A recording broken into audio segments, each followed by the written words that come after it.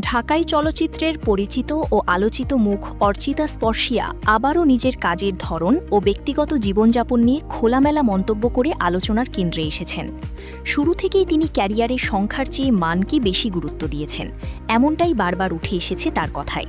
তাই ইচ্ছা করলেই নিয়মিত একের পর এক প্রজেক্টে কাজ করার সুযোগ থাকলেও তিনি সেই পথে হাঁটেননি।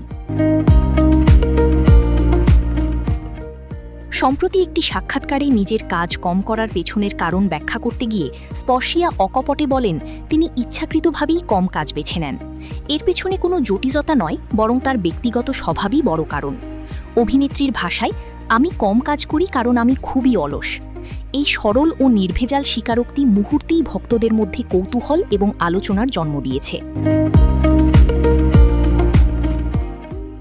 তবে অনেকের মতে স্পর্শিয়ার এই অলসতা আসলে এক ধরনের সচেতন সিদ্ধান্ত, যেখানে তিনি নিজের আরাম, মানসিক প্রশান্তি এবং কাজের মানকে অগ্রাধিকার দেন। ফলে কম কাজ করলেও প্রতিটি কাজেই তিনি নিজের উপস্থিতি আলাদাভাবে তুলে ধরতে সক্ষম হন।